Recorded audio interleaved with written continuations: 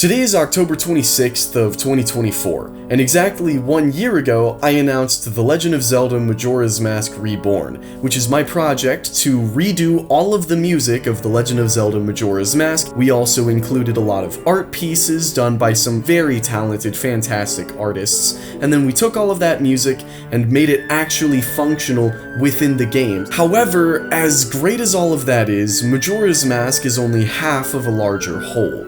Majora's Mask could have never existed were it not for Ocarina of Time. I'll give you one guess what we're talking about today. That's right, ladies and gentlemen, if you were here last year and you were wanting Ocarina of Time Reborn, today is your lucky day, because we are going in. Get tactical, Marines! Today we are unveiling The Legend of Zelda Ocarina of Time Reborn. Now, for those of you who weren't here a year ago, let me explain how this thing's gonna work. I'm redoing all of Ocarina of Time's music, I have a bunch of talented artists doing art pieces, and we'll talk at the end of the video about the gameplay functionality, because it's a little bit more complicated this time, but in theory, it should get done eventually. Now, you might be wondering how this works on a musical level, because plenty of people have done remakes and remasters of Ocarina of Time's music, and they've done a fantastic job, but they tend to take a lot of artistic liberties and change things from the original score. What I'm looking to do is take the original score of the game and basically just remaster it as intended. Leave everything compositionally intact, and just update the actual instruments that are playing it. We're essentially doing for the music what game remasters tend to do for the visuals. We're just making it look prettier, but it's the same experience at the end of the day. And the reasons for doing this are kinda twofold. For one, I love Ocarina of Time. It was my first Zelda game. It was the first game I ever played where I really got fully immersed in a world and a story, and the music is something that's stuck with me ever since I first touched the game. But on top of this, breaking down Ocarina's music to its foundational level and rebuilding it is a fantastic exercise in music composition, and I've genuinely learned a lot from doing it. So it's not only an opportunity to revisit this music that I love and I hold so dear, but it's also an opportunity for me to genuinely grow as a composer, and since I want to compose for video games as a job, that's a kind of important part of the process. If you want to get a sort of idea of what the music is going to sound like, you can listen to Majora's Mask Reborn. It's on my YouTube, it's on my Bandcamp, and it's all free anywhere you find it. But another big element of this project, and something that I think sets it apart from others, is what I call the 150% rule.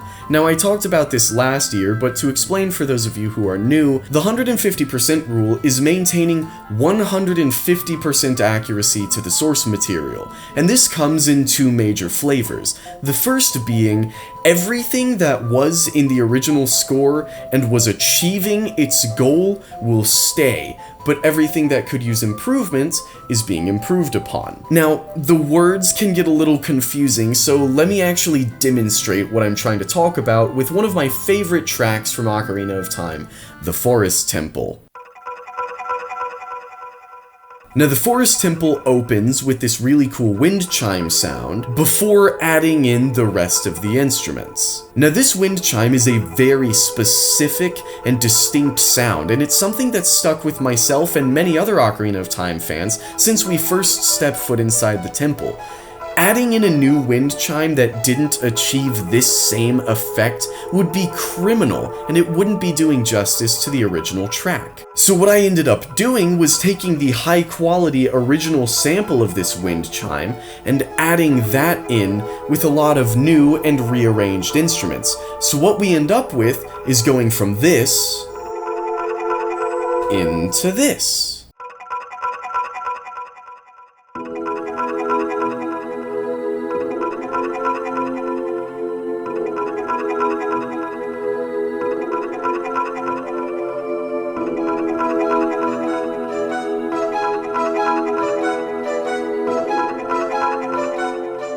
So I hope you're starting to see where I'm coming from now. The original atmosphere of Ocarina of Time is something that really cannot be topped, so I'm trying to maintain that as much as I possibly can. But you may remember that I said there's a second element to the 150% rule, and that's because I'm not going to change anything that was in the original score, but I don't see why I can't add anything. For example, Ocarina of Time is a game that has a lot of bosses and a lot of mini-bosses, and yet there's really only 3 themes between them. The original boss theme is awesome, don't get me wrong, but I thought it might be a little cooler to add some spice to the soundtrack by adding a lot of variations. On top of this, I'm building off of Majora by adding in some tracks inspired by other Zeldas, and even some new original compositions in some areas that I think might be nice. All in all, the goal is to create an experience that is simultaneously brand new and very familiar for longtime fans of Ocarina of Time. However, it's not done with just the music. I can do music, that's kind of my thing, it'd be concerning if I couldn't.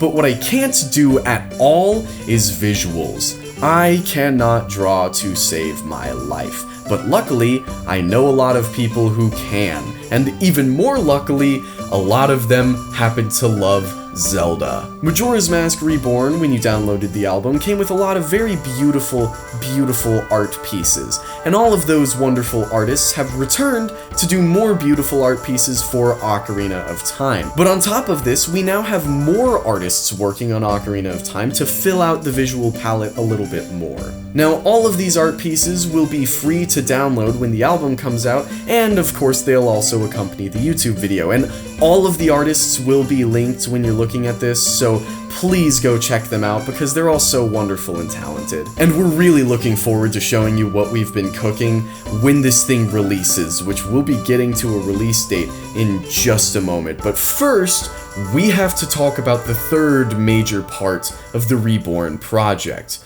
the gameplay. As I said earlier, one of the main reasons I even wanted to do Majora's Mask Reborn was so I could actually play the game with updated music. However, unfortunately, it's not quite as simple with Ocarina of Time. You see, Majora's Mask 3D uses a different music system from both Ocarina of Time 3D and the original Ocarina of Time. The music in Majora's Mask 3D is played with audio files, whereas the music in all other versions of Ocarina and Majora uses MIDI.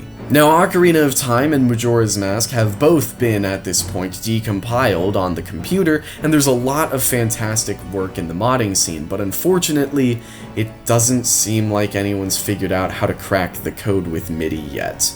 Which means, as of right now, I can't do anything to mod my music into Ocarina of Time. So unfortunately, at launch, we will not have the music modded into Ocarina of Time. However, it's not all doom and gloom yet, because the modding scene is very rapidly advancing, and I have faith that people are going to crack the code for music sooner rather than later. Personally, I still know very little about Nintendo 64 modding, but after the project actually releases, I aim to take a serious crack at it and see what I can't figure out. And if you know anything about Nintendo 64 modding, I would love to chat with you, because getting the music functioning in-game would really add another layer of depth to this project.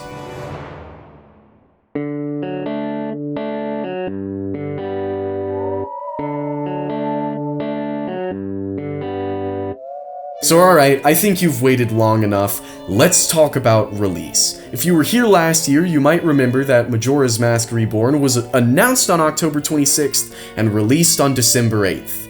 We're announcing Ocarina of Time on October 26th. Would you like to guess when it releases? That's right, Ocarina of Time Reborn will launch in all of its wonderful glory on December 8th. And I am very much looking forward to that day. So here's what you'll be able to get when this comes out. The album will be downloadable for free from my Bandcamp page, and will also be free in a YouTube video right here on this very channel, without ads. I'm not putting ads in it, that would be shameful. On top of this, All of the artwork will be featured in the YouTube video and will be downloaded with the Bandcamp album. Now, the actual mod to get all of this music functioning in Ocarina of Time won't be up on this day because we don't have the technology yet, but I swear to you, as soon as it is, we're doing it. I can't promise any specific days now, but keep your eyes and ears open because I have very, very high hopes for the future of this project. And at the end of the day, what better way to end off this video than by showing you some of the music?